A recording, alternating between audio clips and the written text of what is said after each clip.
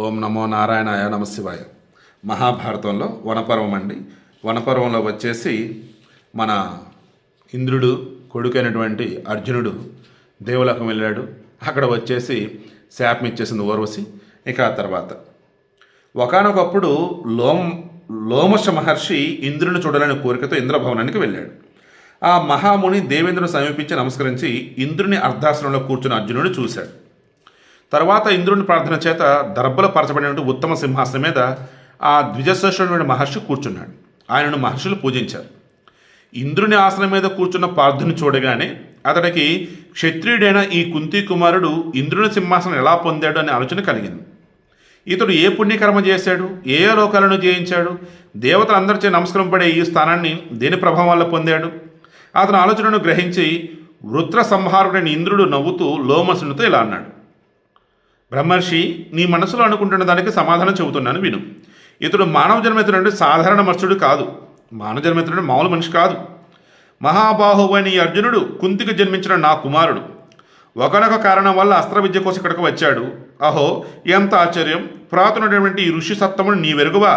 బ్రహ్మర్షి, ఇతడెవడో ఇలా జన్మించిన కారణం ఏంటో నేను చెబుతాను విను. పురాణ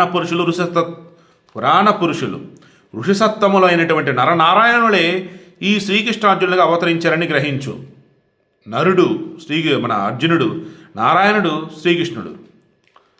ముల్లోకాలను ప్రసిద్ధులైనటువంటి నరనారాయణ మహర్షులు ఒకనొక కార్యసిద్ధికై పుణ్యానికి ఆధారమైనటువంటి భూతల మీద మానవులుగా అవతరించారు.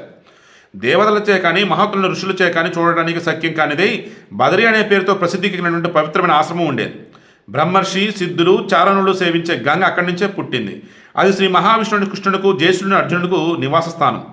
అంటే నారాయణకు, నరునికి నివాసస్థానం. ఎక్కడ? బదరి అనే పేరుతో ప్రసిద్ధికిన ఆశ్రమం.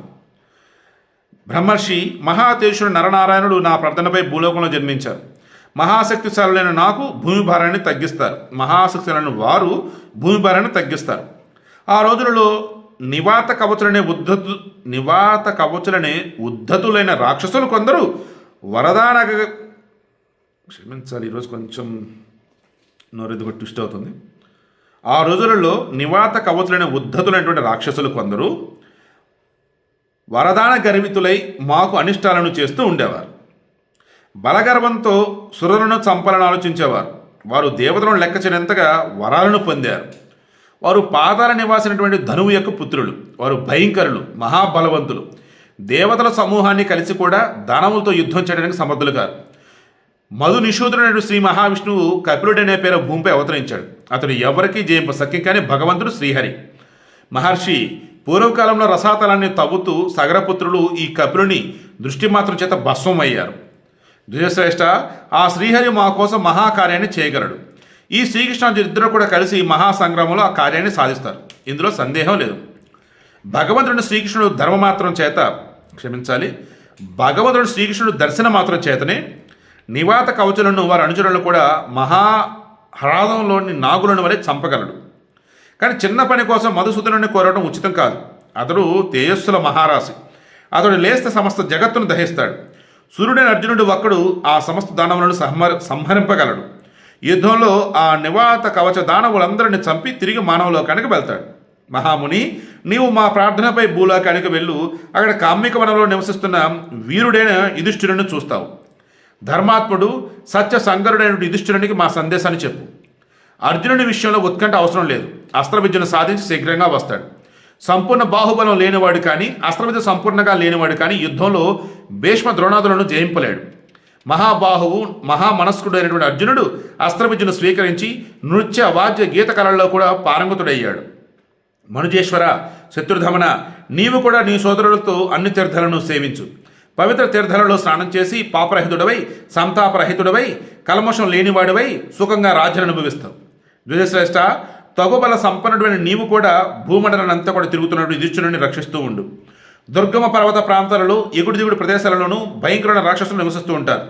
వారి నుండి యుధిష్ఠిరుని రక్షించు.